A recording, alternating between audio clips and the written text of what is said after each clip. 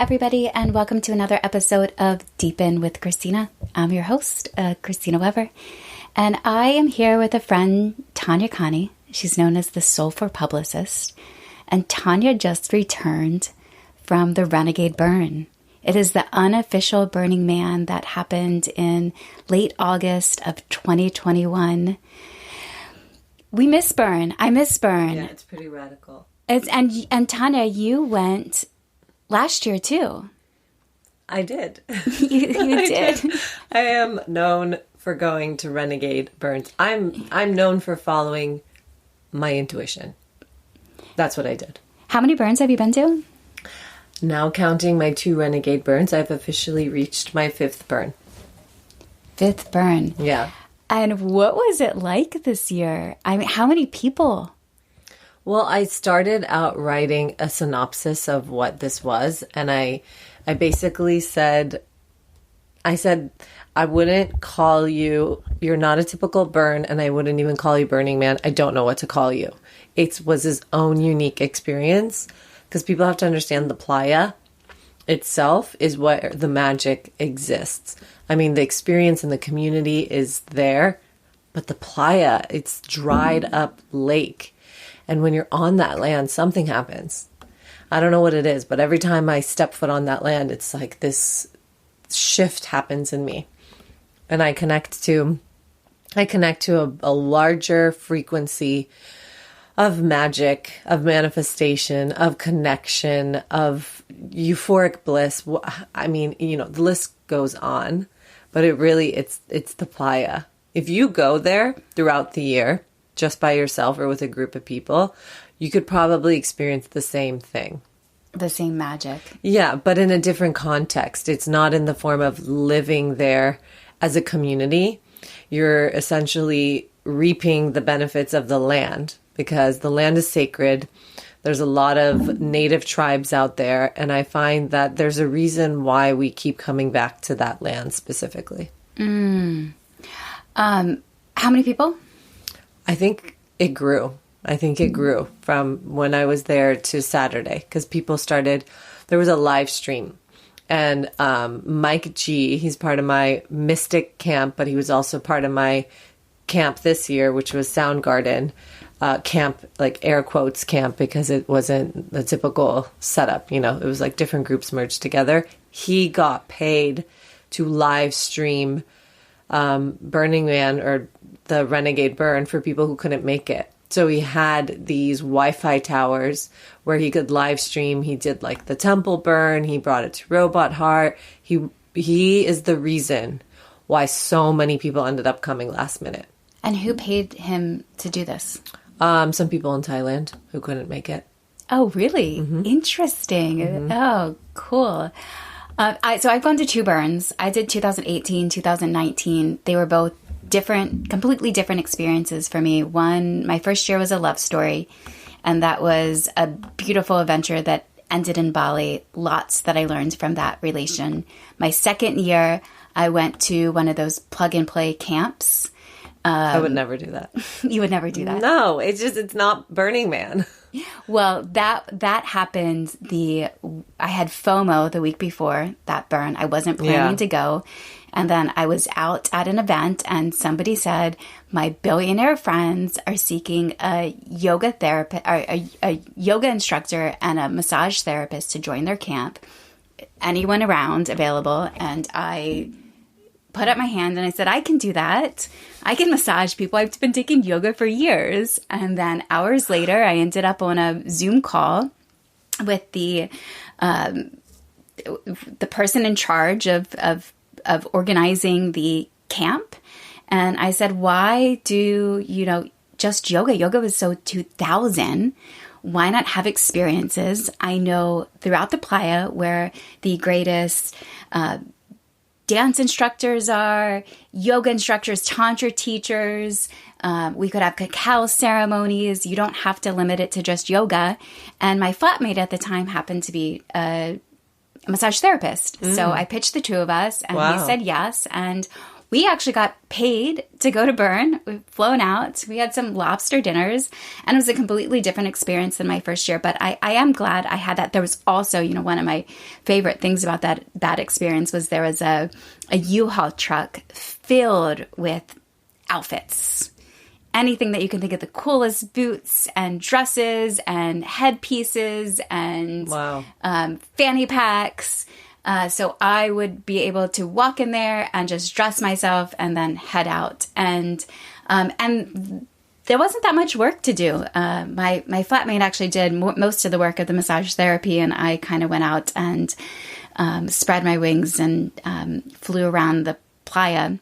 But I was there on the camp as their intimacy expert to help them connect and work through any challenges they had, which I did. So 2 separate experiences, but I'm glad I had both. What I'm used to is the organization of the camp. I know there's multiple Facebook groups. There was a lot of a commotion about whether it was whether it was integrous to go to the burn. There was a lot of talk around how do you go to the bathroom, and what's the land for, who's allowed to be there. And now when I look at the pictures, and it seems like that there was a good at least 15,000, maybe 20,000 people there, and a typical burn is about 70,000. Yeah, it grew. I think it grew from 20,000 to maybe 50,000 between Wednesday and Saturday. I mean, listen, because there was no infrastructure and there was no organization, it really was up to the people. The placement and how people coordinated. And I saw leadership mainly in my camp, and how they did it was brilliant. The communication was on. We didn't have the same resources that we do normally in my theme camp, Mystic, but they did provide porta potties. Like, a lot of camps had porta potties. A lot of camps had resources. A lot of camps had their regular meal plans. Like, every group switched off on who cooked when. And so that still was very much there. But it did draw in some people that don't understand the principles, and they were peeing all over the playa. Some people brought their dogs, and dogs were running around without their leashes. So it was really disheartening to see some of that there, which isn't normally there. Yeah. I actually can't think of ever seeing a dog at the burn. No, you can't bring your dog. That's the thing. The desert is not a place for a dog. There were 2 dogs in this guy's backpack at Robot Hearts. He was going closer and closer to the speaker, and the dogs were like just shivering. They were like 2 little puppies. And I looked at him, not to compliment him on his puppies, but I looked at him in disgust, because that was like animal torture. And some people were like, this is animal abuse, because people were bringing their dogs to environments and places that were not conducive to having a pet at all. Oh my God. So that part was wild. There are things that I'm sure got out of hand, not to the point where I think it would make the tabloid or news. I think things happened here and there. But for the most part, for what I saw, it restored a lot of people's faith in humanity. Wow. Mm-hmm. In what ways? Well, for me specifically, and for my girlfriend Liz, and for others, you are entering a space where there's so many people. And the thing that everyone is so triggered right now about is health and lack of human contact, and, where people stand on their health beliefs and their health conditions. But there was almost this cohesion and oneness that happened this past week, where doesn't matter where you're from, doesn't matter if you've had COVID, doesn't matter if you're a doctor, an ER, or an executive, or a CEO, or if you have 4 children, if you have 5 children, the level of service and the level of presence was still there.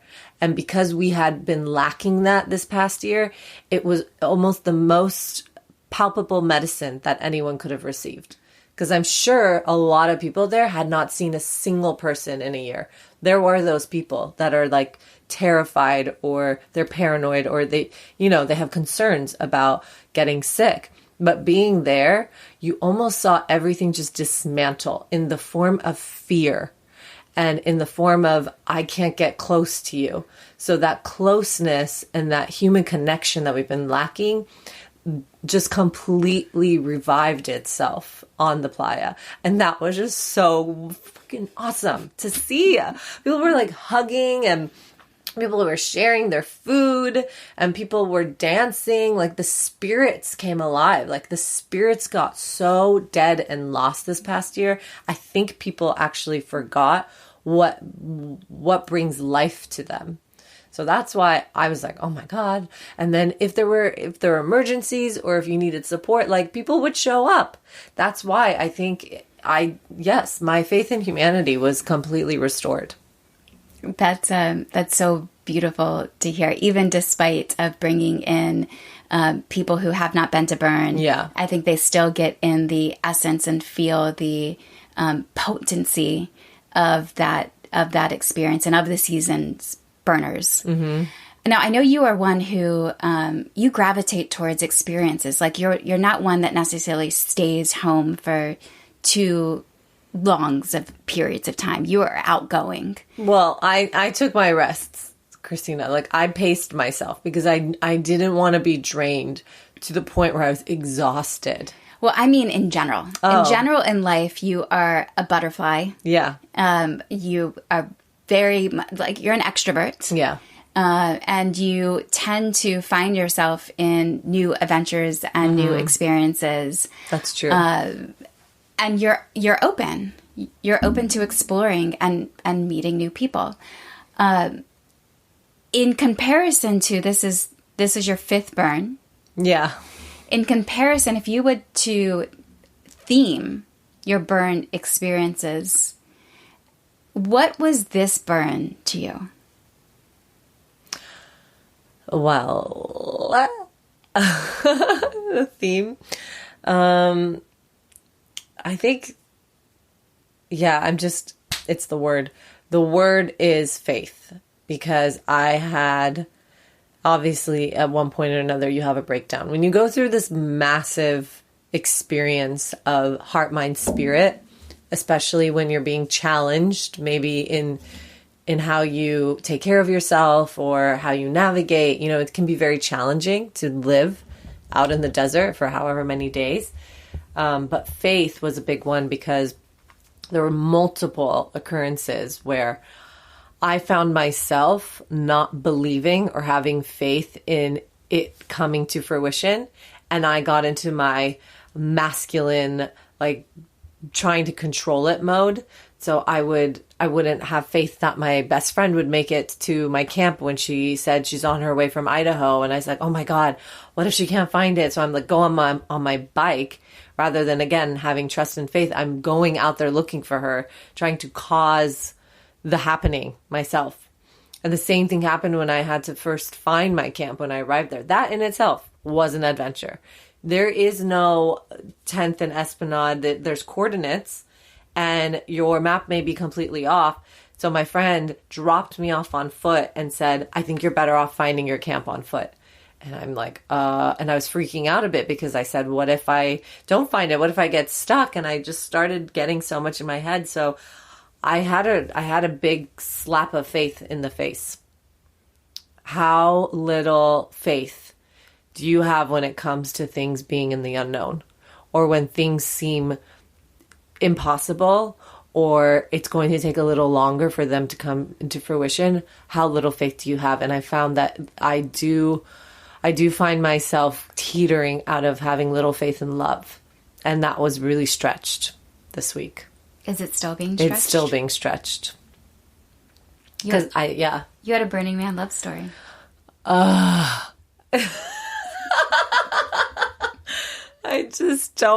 Sometimes I just don't want myself to feel it, because I scare myself to think what it's like when I don't have it anymore. It is intoxicating. It's not so much like, oh, I'm in love, like this is amazing. It is an intoxicating feeling. And when you develop those feelings specifically on the playa, a new part of yourself opens up. Like I've been sharing with everyone, I'm so filled up on love. Oh my God, I feel like I'm in La La Land, right? But then there's the part where reality can kick in, and it's like, oh, they're no longer going to be in this city, or they're no longer actually in this dance with you. They're more committed to something else, or they don't have time for you. And that reality, when it kicks in, can be really uncomfortable. Well, isn't that, Helen Fisher's work? She has studied the brain on love. And it's true. There is a real feeling of the falling, of losing control, of, I don't even know if I want to go and call it attachment, but you are energetically, this person is now camping in your brain. Oh my God. That's a really good way of saying it. They are. They have a tent in my brain. He has a tent in your brain. They're posted there. Did you meet this man at the burn?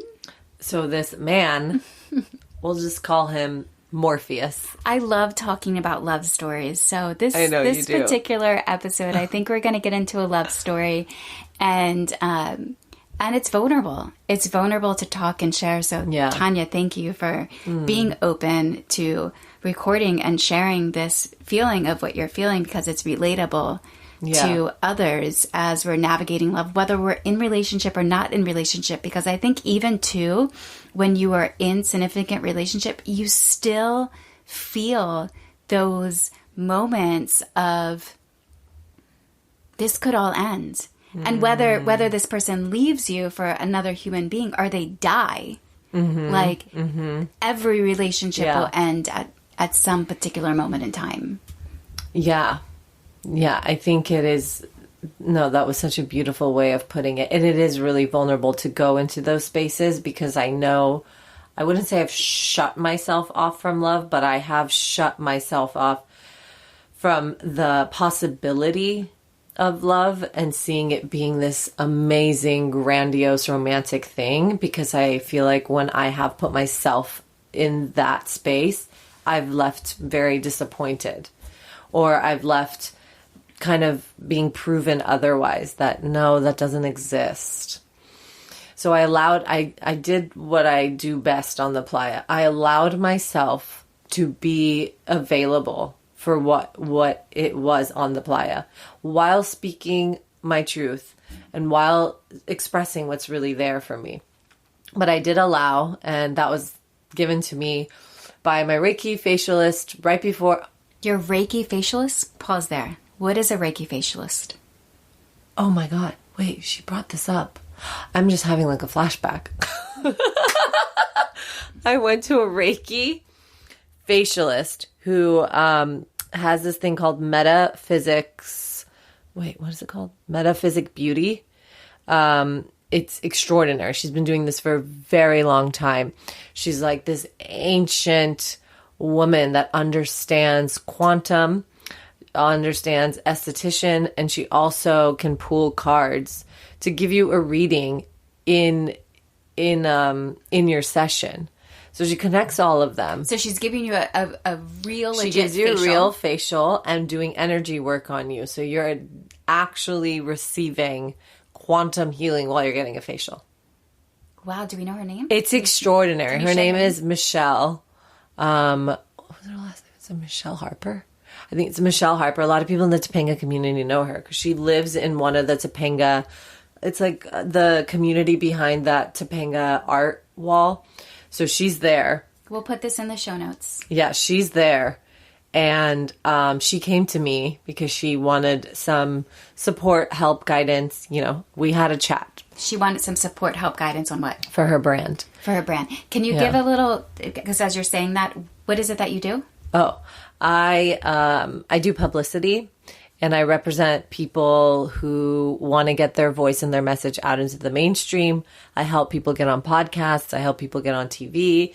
I help merge connections that are really going to help with visibility and awareness.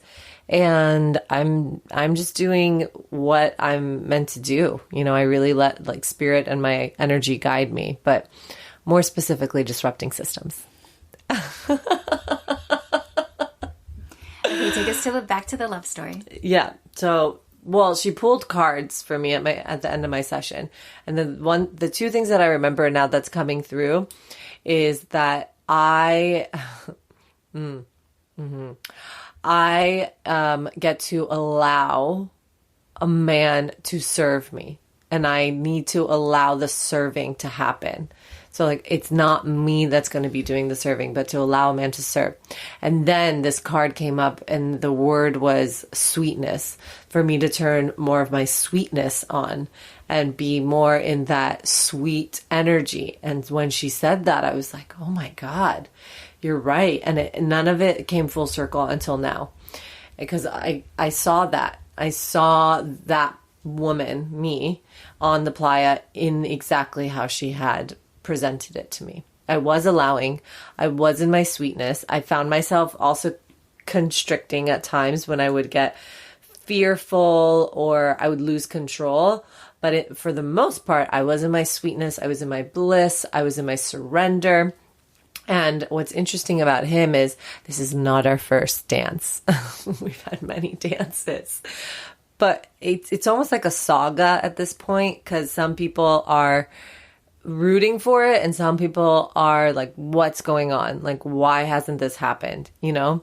And it was in 2017, my first burn, where I arrived to Camp Mystic, and he was my king.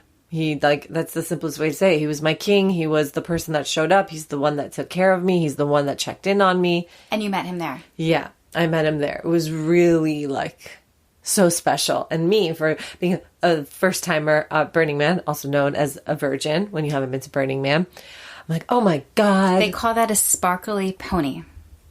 Oh, really? Yeah, it's your first burn, you're a sparkly pony. Yeah, because they really have no idea what they're doing. But no judgment. But me, I felt like I really integrated quickly into the camp, into the culture, and I really showed up. And with him, it just felt so good to have someone have my back. You know, if I had like a weird trip or I was on just an uncomfortable space, I knew I had a safe person. Like I had someone that created safety and comfort for me. But on that journey specifically, I told him that I don't want to make my whole burn about us. I don't want to give my entire experience just to this, romantic dance or whatever it was. This is in 2017, which you had shared with him. So I kind of pulled back. And as we're speaking and we're sharing this conversation, because it's you and I in this conversation, and we also have others who are going to listen to the conversation. So I want to be very cognizant of decoding some of the words that we're sharing. Mm-hmm. So when we say the word trip, what does trip mean? When you take psychedelics and you're having a psychedelic experience, you enter a trip, which is an altered state of mind, and it can alter the state of consciousness. So you may be in what they say a bad trip or a good trip, and it all depends on how you integrate the psychedelic into your system. And it depends on how you dose, but for the most part, I just like knowing that there's a masculine person or a masculine energy around me for just protection. And he was definitely my buddy. Think of it like a buddy system that also had romance and connection and euphoria. So that was 2017, and not to make the whole story long, but there was always this thing of us being so intertwined and magical when it came to Playa. But when it came to what's known as the default world, which is out here in reality, not in the Playa blissful magic, you're in reality, and it's also known as the Grand Playa. The question that people really want you to ask and be aware of is, can you take what you've cultivated in those experiences and integrate it into your life? And most often than not, I would say it gets lost. It does not transfer over. The person that you met out there is not the person that's out here. the connection that you had with this person is not the connection that you're having out here. It's like night and day. It's the way I think of it is like transformational trainings, right? I'm so good at meeting men in transformational trainings. Someone also told me once when I was 30 that don't take the vacation boyfriend out of the vacation. Oh my God. Oh my God. Ah! Yeah, that's a tough one. That's a tough one because I question if I truly know what it means to be in a deep relationship or if I'm continuously getting drawn to the honeymoon relationships. And the truth is I know how to create those. But the question that I'm asking for myself and I'm putting myself out there is if that's truly what's going to fulfill me long term. Or if I'm just really good at creating these honeymoon vacation relationships. And then when it comes to the real, then, you know, that's actually not what's there. So you met in 2017. We are now in 2021. This is 4 years later. Yeah. You said you've done many dances. I imagine those many dances have been these sprint relationships, these moments of connection of whether it be weeks or months. What is it, Tanya, that you are desiring in your life? Let's put this particular man aside and say from a relationship, from a space of relationship, what is it that you want?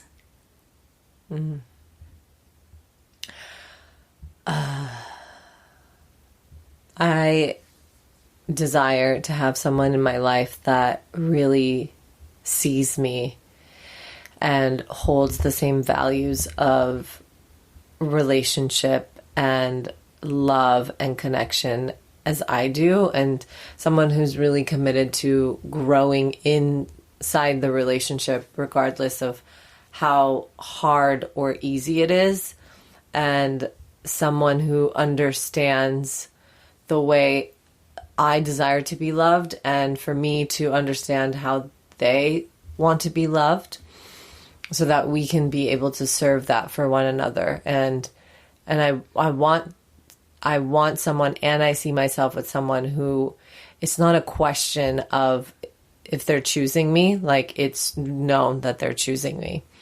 And I do see, it's so wild, but I do see this person is someone who's really connected to life, you know, and I think why I am so drawn to people like that I create at my Playa Magic Land is because our vibe is very similar when it comes to adventure and play and allowing that childlike part of ourselves come out. And that's what's so fun for me is the explorative adventure part, but then take that element and then I want the grounded and rooted part where there is a family, there is a house, and there is more challenging parts of the relationship that get to be developed. I mean, anyone can have fun in a relationship, right? You two have different geographical locations. Technically, he's nomadic. I like to call that locationally independent. Locationally independent.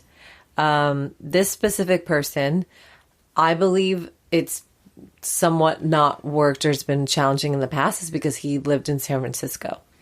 And I had a good portion of my Burning Man friends that I met through him in San Francisco. And he's been all over the map. I mean, when 2020 hit, he went to Portugal, like he's been at his parents in Claremont. And it wasn't until the Saturday of this past Renegade Burn where he said he's moving to Venice. And I looked to my best friend, Liz, and she was just laughing. She's like, well, I mean, you're moving to Venice and he's moving to Venice. Like, don't you think the stars align?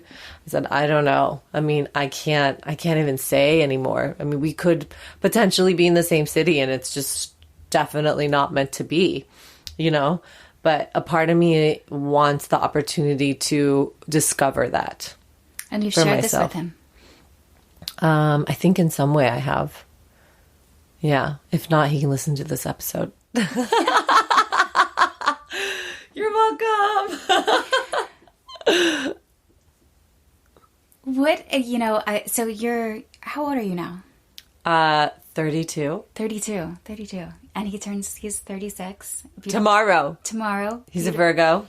For those of you who love observing charts, he's a Virgo, and I'm a Leo. What does that say? Where's Natalie when you need her? Natalie's my best friend. Well, I love that this is somebody that you get to explore with and have fun with, and you're working through your fear of rejection. I imagine there's some fear of rejection, which I like to, and I have to navigate that myself too. I go through of I'm a startup founder. I am sort of locationally independent myself to some extent, but I'm spending a lot of time in Maryland with my family. I love that. Father is retiring after 50 years of working at the same company. Wow. At the end of this month, and him and I are set to live in an RV. Wow. For the month of October. Amazing. And in that experience, there's like this is exciting. And how am I going to date? Yeah. I want to be in those relationships too. But in the back to rejection, there's I think of how am I ready to really show up for the relationship, and also too is which I am. I would love to be a mother. I'd love to have children. And I'm also, I haven't frozen my eggs. Yeah. I have no desire or intention to do that. I am trusting my path, what is essentially what God is providing for me and where my energy needs to focus at the time to be the most, instrumental in the world right now. Like, what greatest impact can it be? And I know I would be a great mother. I would love to be mother. And I'm also open to, taking in, accepting somebody else's children and loving them as my children. I mean, you get pursued a lot. I always think about this for you. What do you think ultimately is getting in the way of you in deepening your relationship with some of these men? Because there's been a lot of men I've seen that show up in your path, and you get pursued quite frequently. Thank you. Thank you. And what gets in my way? Number one is attraction is so personal. It's rare that I find that attraction. Like for me, I have a lot of friends who are attracted to both men and women. Mm-hmm. Recorded a podcast with Josephina Bashout recently, and she was talking about at 6 years old of sneaking out to kiss both boys and girls. Wow. I guess I'll caveat of not necessarily sneaking out, but of at 6 years old, how do you really sneak out? But pursuing that experience, and for me, I'm not. That's not me. I'm very. It's rare for me to find attraction in somebody, and I think sometimes it can be location. It can be. I'm complicated. I'm complex. There's many different layers. And so there's an energetic that takes, I'm also really attracted mainly to people who have a purpose, something that it's how they spend their energy. Yeah. I really love my work.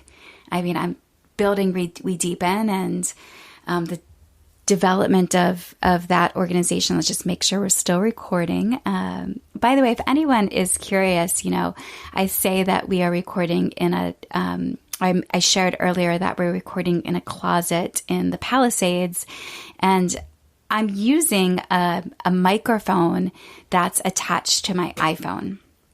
So you can just picture us in this experience together. so I really love my work, and it's hard to pull me away from my computer. And I have a lot of really good friends. But do you think you're married to your work? Like, do you think you're in a relationship with your work? Well, that's an interesting question, considering that there's an FW, a feminine weapon, tattooed to my engagement finger that I did on my own and threw myself my own wedding. So yes, I am married to myself. I am married to my dreams. And in inviting somebody who is also has something that they're really passionate about, or maybe it's would be even great. Like, it would be my highest excitement is if they were actually passionate about the similar things that I'm passionate about, of human connection, relationships, intimacy, developing and supporting community. And we can go and do that work together. And that's not a must. But I can be very judgmental about how people spend their time, and that's where attraction is personal. Mm-hmm. And faith. You mentioned this particular Burning Man's topic was faith. Yeah. I'm not dying anytime soon. I don't feel as though I'm dying anytime soon. Although sometimes when I go in my deep insecurity phases, which I have, and I do think at times my insecurity holds me back from connection. Yeah. That's a constant healing of the, I'm 40. I've had many relationships, and I have, a lot of, and I'm single right now at this moment. So a lot of those relationships have ended, and there is wounding there. And so when I go in for connection, it does take more time for me to open up, and time is something that not all of us have, an abundance of. Yeah. So, I mean, you were just on X-Rated. Did your perception change on how you're doing relationships and how you're doing love after being on the show and after hearing the feedback that people have about you on the show? Did you watch the show? Not yet. Not yet. Okay. You just sent me all the media stuff, and I said, oh, interesting. Just kind of how they headlined you. As the relationship guru who can't find love. Exactly. Was the title of episode number 7, X-Rated. It's on Peacock with Andy Cohen. Yeah. And then I believe the subtitle is Sex-Filled Adventure Ends in Betrayal. Amazing. When I watch the show or that experience, what's your question again? Just to make sure I'm answering. How did your perception of doing relationships and love change after doing the show? I can't say that my perception of relationships and love has actually changed after doing the show. I'm grateful for, most people ask me after the shows, how did you get those men to say yes?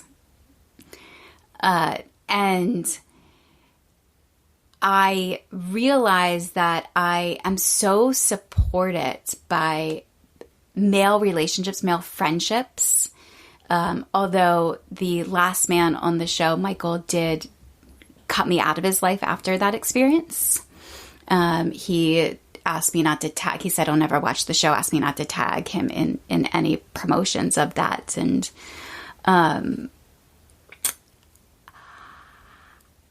I can't say that there's much change. There's a gratitude. What I'm currently, wow, we're getting vulnerable in this episode. What I'm currently, working through is I think some layers of insecurity. Those men are great guys, and if I'm honest with myself, like who I am most attracted to is, Annie Lala speaks about you're decorating your brain and your world. It's like a museum inside your head, and all of your experiences that you then get to go and share with another human being. and you're essentially looking for the most extraordinary human being, somebody who lights you up. And in those connections, I remember with Zach, actually, when people watch the show, they love Zach the most. Of course. And they, with him, I remember being in the office at one late night working, and he said, I'm your last hope. I was like, what? And I believed him. He was saying I was his last hope because I'm always working, and you're not out in the world. I am out in the world. My work gets me out in the world. I fed into it. And I remember too, at times with Michael, I would think, well, this is. I feel safe in this connection with him. I'm bootstrapping a startup, and he is financially stable. Mm-hmm. And there's a thing inside of me that feels when I raise the next round of funding, once I build the company, then I'll be able to have the relationship. And that is still something that needs to be wiped. Like, who wants to date a startup entrepreneur that is not, usually people want like partners. Yeah, I have the same thing. That's so funny you say that, because I forget that is a thing, that establishment sometimes is my way of thinking that I'm not ready to call in a partner because I don't have the physical space to call in a partner, and I don't have the place that I want to be professionally and financially to actually say, hey, like, we can meet each other at the same place. Because I wonder how some women attract men that are more financially stable than them, because to me, like, that wouldn't be attractive. And I guess the guy that is going to be drawn to me is not going to love me for whether I have a certain amount of money or where I'm in my place in my business, but I want to feel secure for myself and know that I can afford this, or I can support creating a family, or we can do these vacations together. And I just want it for myself. It's such an empowering place to be in creating a relationship. And I also don't want to be like busy bee, always obsessed with my business either. Yeah. Yeah. There's definitely a dance to balance, and there's trust. I go into, I'm trusting God, I'm trusting the universe. And when the time is right, I don't feel like sometimes I can go into the fear mode of feeling like, oh my God, you're running out of time. But for the most part, I don't. I have, community is all around. When you are participating in these experiences like the Renegade Burn, or, Unleash, or Mind Travel, or in these WhatsApp groups, and you're feeling connected to community, there's the moments of flack, but they're balanced in with the love is all around. I know. And Christina, I so want to be there, and I have, but the moments that I experienced that deep sadness in my heart on my birthday, I realized I definitely am like craving, like just hungry for partnership. I want partnership too. Yeah. I would love partnership. I've just called in or attracted in a new team. We Deepen we're dating a new COO, and I have a chief operational officer, and then also a CIO, which is a chief integration officer, and who are now really building the structures, kind of even they're bringing in the masculine pieces of the business. Nice. That is allowing, or I feel will allow me to fly and to do my job, which my most exciting job, or a role that I want to play, is the promotion. Yeah. I love inviting people. My human design is a projector. Mine too. And we love to be invited. Invite us to do, to experiences. And as you're saying, you said that there's, you've experienced a lot of men pursuing you. I've seen you actually do dances with some men as well. I'm laughing. You've danced with other men. I mean, the last time I was in Los Angeles, you and I went to prom. Yeah. We had a friend who threw a prom party. Yeah. And Tanya we went as a threesome, and she went into a coupledom. So you're exploring these connections. And I also see that our generation are in the metropolitan areas that we are, like Los Angeles, there is a lot of options. Yeah. Well, Patty Stanger, actually, now that we're on the topic of LA, she made it a point to tell me that it's difficult to date in LA as a woman. And she said the men in LA are not very sure of what they want. And she's been in the world. Like, she had her matchmaking. She said East Coast guys have more of this assurance of what they want, and they go after it. And so I actually started testing that theory on Hinge, and I set my location to New York, and I'm not even kidding you.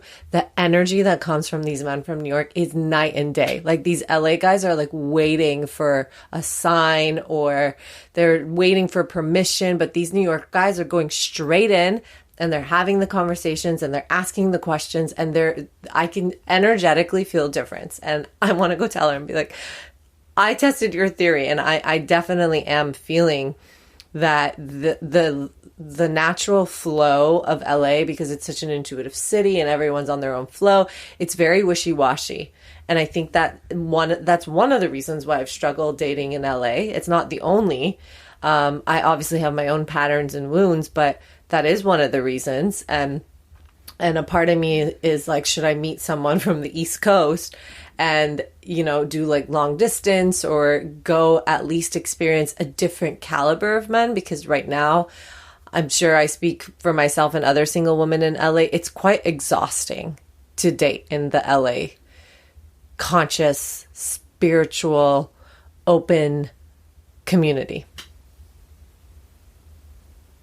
And you think that exhaustion comes from flakiness, and also unsureness. Just because you brought up Patty Singer, I'll bring in another mentor that I have that I go to and listen to, Dr. Ramani, who is one of the leading experts of narcissism.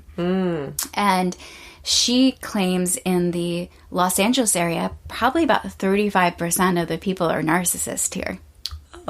We are a breeding ground. Elsewhere than other parts of the area, it's a lot of people who are focused on themselves and who you essentially wouldn't even want to be in partnership. Yeah. So we also have to remember, this isn't about rejection. This is about compatibility and growth. And it's nothing. It's not saying anything about ourself for them. I mean, it is saying something about ourselves. We're having these experiences, but whether you're single or in a relationship, it's not personal. Yeah. Yeah, I have to remember that. I really do have to remember that. I think on the Playa this year, this is hilarious. I swear I should make it into a quote. After the Playa this year, I texted my mom and my sister, I'm not even kidding you, and I go, I think I need therapy. And my mom goes, what? Why? What happened? And I said, I just realized that I need maintenance on my emotions, and I need to actually unravel things as they come up for me in my heart around relationships and connection, because it doesn't serve me anymore to just process it in my own mind or vent to my friends who are not my therapist. So the burn actually gave me the possibility of therapy. And it wasn't like I'm crazy or I'm losing my shit. I don't believe therapy is a maintenance tool. And it's also a space for you to actually decode some of the things that are happening to you and not try to figure them out on your own or try to counsel with your friends who are not professional therapists. I mean, God love them, but, you know, really break down the wounding and the patterns and kind of move through some of it. So I was like, that sounds like an amazing idea. And I'm not kidding, Christina. Most of my friends right now that I know that have started therapy have almost immediately cleared up some of their programming and are in deep partnership right now. It's beautiful that you're bringing up the idea of therapy or the modality of therapy, because even just yesterday, Yadixa and I of Unleashed talked about that we're going to go find our therapist. Oh my God. So that's amazing. This is definitely in the ether. Yeah. And what I do hear right now is that a lot of therapists are really busy. Really? And they're booked. This is, it's not only us that are craving therapists. Right. The world is craving therapists. Yeah. I'm going to go find a good one to bring onto this podcast and share with you all. Maybe you should go see them first and then bring them on. Oh, of course. Oh, okay. Of course. Yes, okay. Yes. I'll go suss Serve them out. yourself first. Oh, I see what you're serve deep in. Oh, look at that. Christina goes first. Those reminders. What a vulnerable episode this is, and a personal episode this is. Before we part ways, what else should we know about this year's Renegade Burn? The drone show, which was a surprise. And they created a man. First it was a mushroom. Then they formed him into a man, all out of drones, colored drones. It was the most epic show ever. I missed a lot of it because it was actually me and my Playa love and my best friend. And we weren't feeling good, so we were moving very slowly. But we ended up on top of my RV that I was staying in. And we saw the man in the sky. And then we saw it break down as if they were burning it and it was ashes. Oh my God. It was such an epic experience. I am so moved by people's brilliance and innovation. That's what I love about the Burning Man community. The innovation and the ability to create pretty much anything at any time. It blows my mind. The art and also the collaboration, because people are coming together to create these experiences and this art without a true collaboration. For the most part, I mean, you did say this one guy got paid to go there to record, but for most people are not getting paid to do anything there. We're doing it by free will, and it makes me ponder on the question, could we as a society, if we removed infrastructure, organization, authority, could we run a city without any of that? Because that's what I experienced on the Playa. Mind you, there were the rangers who kind of walk around and make sure things are not getting out of hand. And there were some BLM, which is the Bureau of Land Management, to make sure like firearms aren't going off. But I wonder if a community of 20,000 people can run this city, because it's Black Rock City, right? We created a city that we're living in. It's not a festival. Festival is you show up, you have fun, and you leave. No. We hand-built the city, and we're living in the city with no currency, and it's not bartering, it's gifting, and still people are gifting. Even if they have nothing, they're still gifting. And we're managing the communication and coherence by not having someone ruling or running the whole show, which to me is fascinating. And I wonder if that could ever be possible in the default world. Well, if you think of if Burn happened for an entire year. Wow. Like maybe start with 90 days.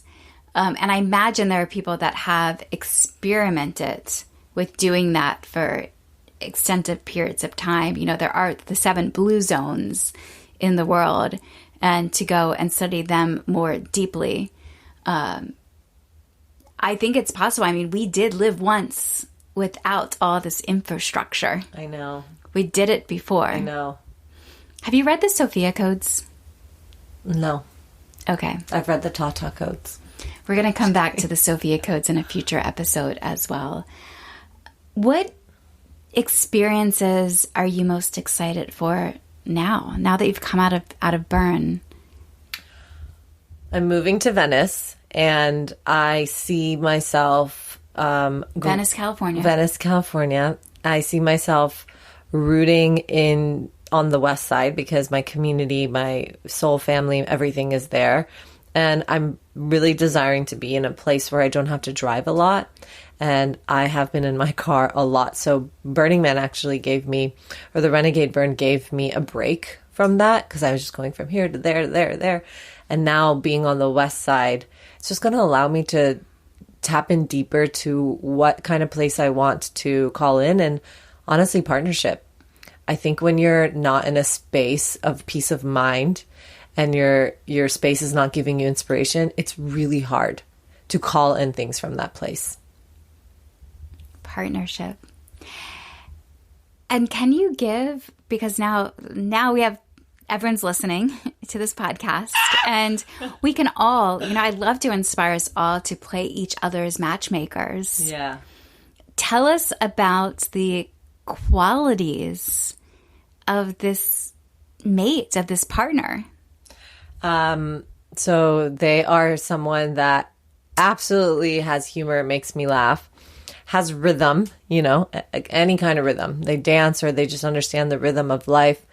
Driven and ambitious, and they're inspired by what they do and inspired by what they're creating for not just themselves, but the world. Someone who really is connected to health and wellness in a way that is supporting their mind, body, and spirit. They don't need to be spiritual.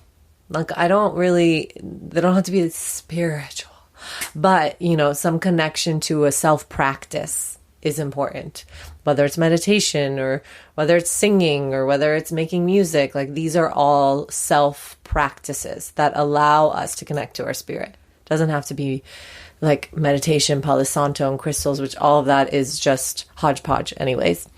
Not meditation, but when you add like the crystals and Palo Santo and sage, it doesn't make you spiritual. That just means you know how to use spiritual tools.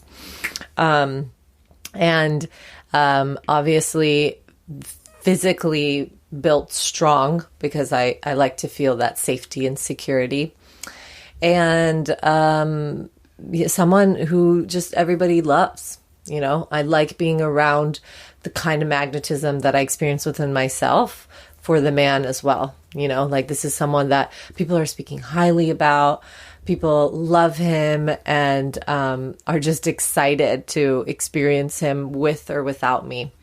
And that we are solid units. We each have our strength and in our role in our lives. Like, I have my community, he has his community, and then we have our community together. And someone who loves their family, obviously. And they don't necessarily have to be a dog lover, because, I don't love all dogs. But that seems to be on everyone's profile online, is like, must love dogs. But it's like, that's conditional, first of all. And when you're an energetic being, you connect differently to dogs and cats and whatever animals are out there. Yeah. And someone who has a vision for the world. I am so grateful to be your friend. I'm so grateful that you brought this out of me. And this was like the most clear thing that's ever come out of me. So thank you. And I'm saying I'm grateful to be your friend is because I get to unfold this journey with you. Yeah. And I can see this is this partner. And you said something when you first arrived here today, is that you had this inkling that came through to you on the playa, this moment of darkness, of forgetting, of, oh no, everyone else is going to find the love of their life except me, and I'm going to be alone by myself. And these are the true feelings that are coming through us. And these are the, whether it takes you to find this quote unquote, the one, which that's a whole other topic. Is there really a one? I've studied Kabbalah, and David Guillaume in a previous class when was talking about a couple who broke up, who were quote unquote soulmates. And he said, well, take the soul of your soulmate and put it into somebody else. And so we're in this journey, and whether you are with your soulmate this lifetime or another lifetime, or I think you're experiencing many different soulmates, I'm curious to see who this next person is. And I would love to actually meet this man that you just did this exploration with in that Renegade Burn. We're keeping him in LA. So God, Spirit Council, just know he's staying in LA for right now. They're like, yes, Tanya, as long as you're around, he's going to stay in LA. So maybe it's him. Maybe it's him. We don't know who this partnership is coming through. I'm not putting all my eggs in one basket, but I do have to say my heart feels very open right now. I have to say that. Mm-hmm. Yeah. Well, I look forward to this journey with you. And this, this podcast, Deepen with Christina, is an experiment. When I go into each episode, some episodes are more, I write out of specific topics and things that I want to talk to a person about. This episode was really wanting to decompress Tanya's experience at the burn, and also her sharing with me ahead of time coming in that her heart was open and it was feeling raw. And so we get to share that with you. And I'm curious who benefited from this conversation. So if you had, if this brought something up inside of you, whatever it may be, please do share it with me. we'd love to hear that. You can send me an email, c@wedeepen.com.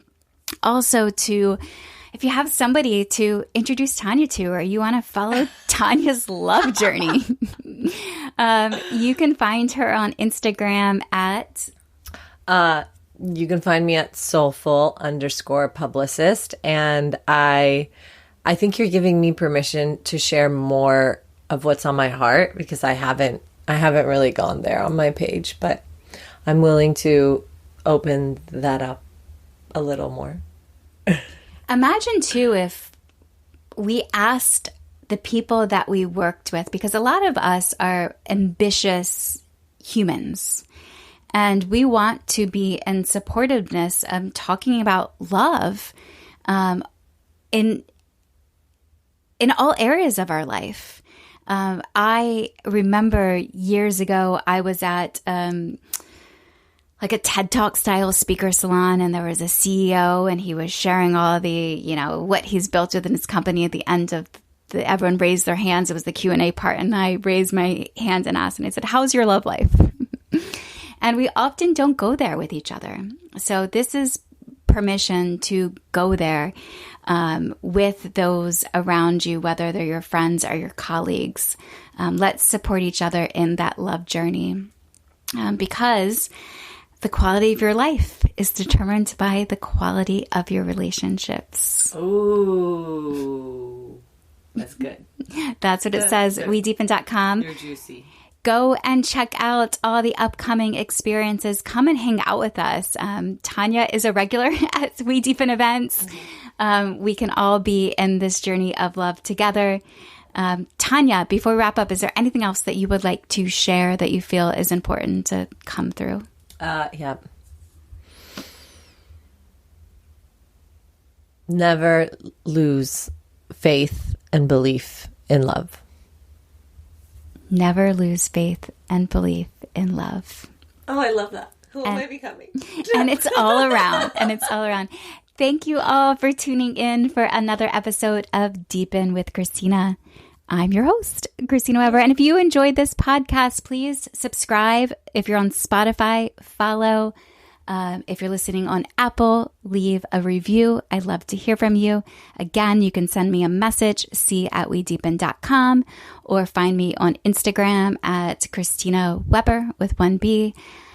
Also, we're there at We Deepen. And I'd love to see you and share experiences with you. So hopefully I get to meet you in person. Okay. Bye for now.